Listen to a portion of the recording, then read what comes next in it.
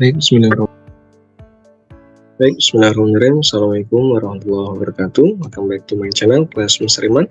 Kabar teman-teman dan rekan-rekan mahasiswa semuanya, semoga selalu sehat dan selalu dalam lindungan Allah Subhanahu wa Ta'ala. Baik, jumpa lagi di channel saya, Kelas Mr. Iman. Hari ini kita akan bahas terkait dengan manajemen strategik yang merupakan episode ke-8 dari seri pengantar manajemen yang akan kita bahas hingga selesai. Baik teman-teman dan rekan-rekan mahasiswa semuanya, kita bahas apa itu manajemen strategik, apa isi dasarnya dan sebagainya. Baik, pelan-pelan saja kita mulai. Nah, untuk manajemen strategi sendiri, untuk referensi, teman-teman bisa menggunakan buku dari Profesor Dr. Sondang P.S. Yagian untuk manajemen strategik. Ini bukunya bagus ya, bisa teman-teman jadikan referensi untuk belajar untuk manajemen strategik ya. Nah, sebelumnya kita akan bahas terkait dengan pengertian manajemen dulu ya, teman-teman. Apa sih manajemen itu? Nah, dari seri episode 1 sampai 7 kemarin sudah kita bahas panjang lebar ya terkait dengan manajemen ya.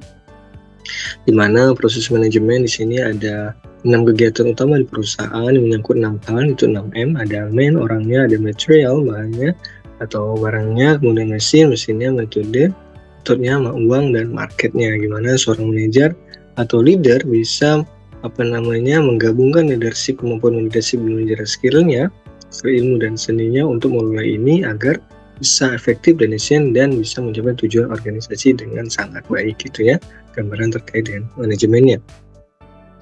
Nah, untuk apa sih pengertian strategi dan strategis ya, di mana strategi itu merupakan keputusan dan tindakan tingkat tinggi yang punya dampak besar ya untuk mencapai tujuan perusahaan dalam jangka panjang, sehingga memang untuk strategi ini sebenarnya merupakan keputusan dan tindakan tingkat tinggi ya yang mempunyai dampak besar untuk mencapai tujuan perusahaan di jangka panjang. Dan kalau strategi sendiri sebenarnya adalah hal-hal yang berdampak besar dan dalam jangka panjang ya, mengaruhnya bagi perusahaan atau lembaga.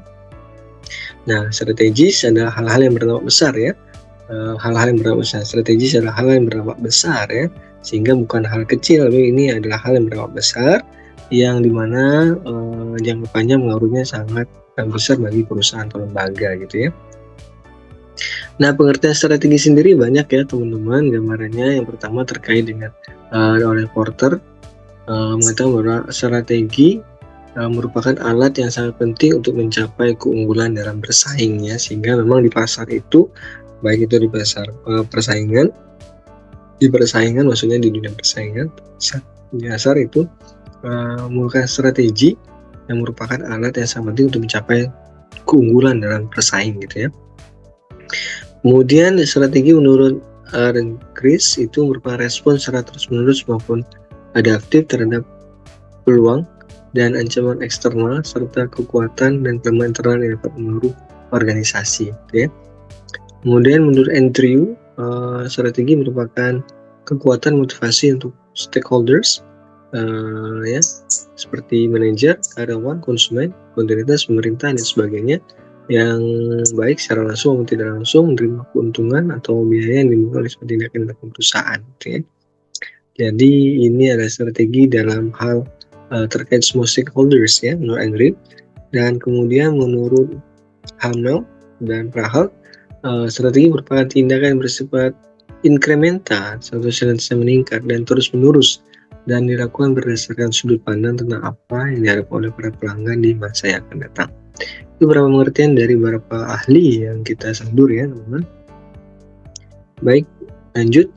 Lalu apa itu manajemen strategis ya, atau manajemen strategik ya. Nah, manajemen strategi menurut Thomson dan Martin itu merupakan proses yang dilakukan oleh sebuah perusahaan untuk menentukan tingkat tujuannya. Jadi memang ketika kita ingin menentukan tingkat tujuan, kita harus harus ada hal-hal yang dilakukan ya, sasaran dan hasil pencapaian. Nah, serta memutuskan tindakan untuk mencapainya dalam skala waktu ya, dalam skala waktu yang tepat dalam lingkungan yang senantiasa berubah ya. Nah, seperti itu gambarannya, di mana tingkat tujuan, sasaran, hasil pencapaian. Nah, sedangkan menurut Heath, Aaron, dan Haskinson, ini merupakan seperangkat komitmen, keputusan, dan tindakan yang diperlukan perusahaan untuk mencapai daya saing strategis dan peroleh pengembalian atas di atas rata-rata. Jadi merupakan keputusan untuk manajemen dan tindakan untuk mencapai hasil yang di atas rata-rata ya. Kemudian menurut Peirce dan Robinson, selain manajemen strategi merupakan seperangkat keputusan dan tindakan yang menghasilkan perumusan dan penerapan rencana yang dirancang untuk mencapai sasaran perusahaan. Jadi merupakan perumusan ya, dan menghasilkan perumusan dan penerapan rencana untuk mencapai sasaran perusahaan. Oke, kita lanjutkan. Nah, sedangkan menurut Fred R. David, manajemen strategik adalah seni dan pengetahuan untuk merumuskan, mengimplementasikan, dan mengevaluasi keputusan lintas fungsional yang membuat organisasi mampu mencapai objektivitasnya. Jadi ini lintas fungsional ini maksudnya lintas lini ya, setiap lini ya, untuk mencapai hasil yang diharapkan gitu ya. Nah, sedangkan menurut Hanger dan Whelan adalah manajemen strategi adalah serangkaian keputusan dan tindakan manajerial yang menentukan kinerja perusahaan dalam jangka panjang. Jadi keputusan dan tindakan manajerial untuk menentukan kinerja perusahaan dalam jangka panjang ya teman-teman ya. Oke, nah itu dari gambaran berapa pengertian atau artian dari manajemen strategi berdasarkan beberapa ahli ya. Nah, jadi kalau kita bisa rumuskan ya,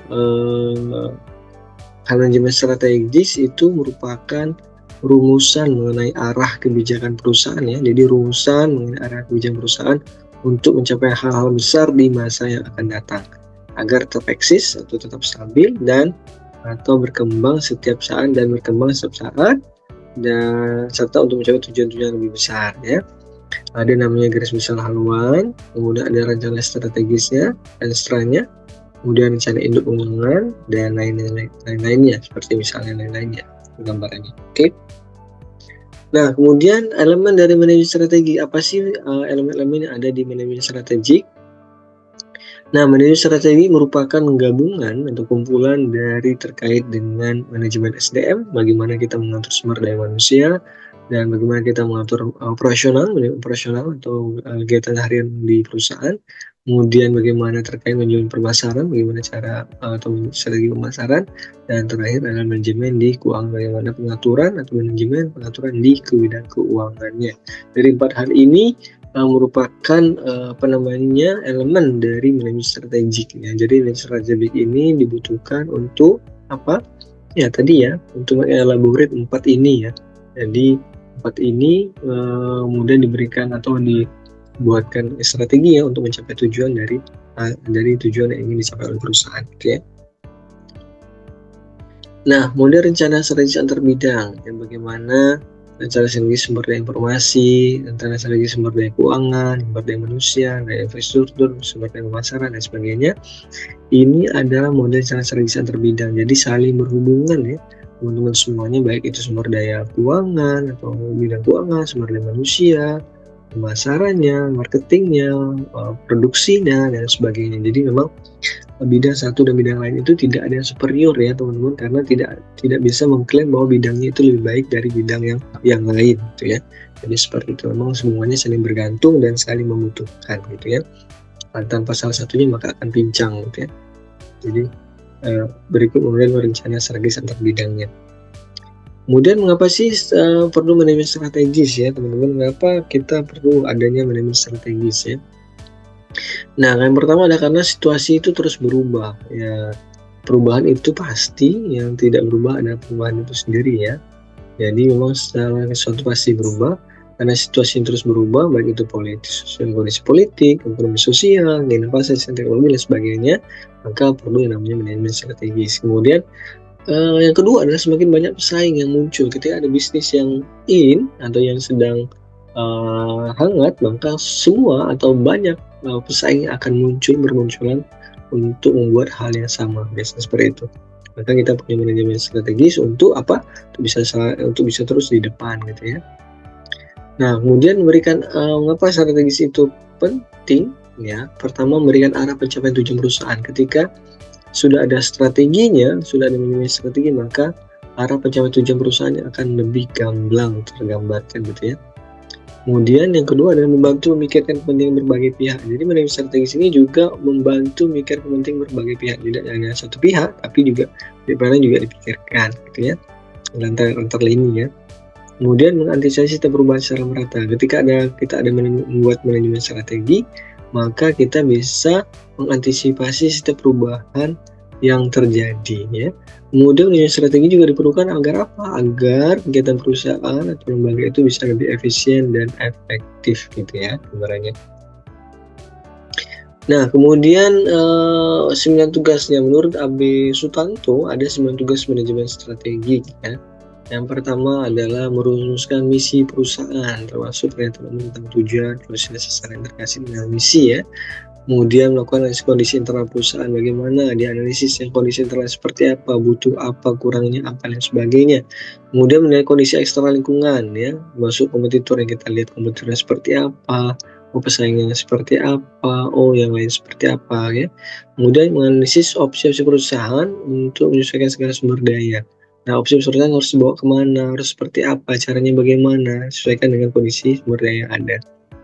Kemudian mengenali opsi-opsi yang paling diinginkan dengan mengisi setiap opsi beremisi tujuan perusahaan. Jadi kita juga harus di manajemen strategi ini ada opsi-opsi yang diinginkan ya untuk mengevaluasi setiap opsi yang sudah menjadi tujuan perusahaan gitu ya. Jadi ada opsi-opsi yang kita buat yang menjadi prioritas ya untuk mengevaluasi ketika ada yang kurang di sebelumnya gitu ya. Kemudian tugas strategi adalah memilih perangkat sasaran jangka panjang ya.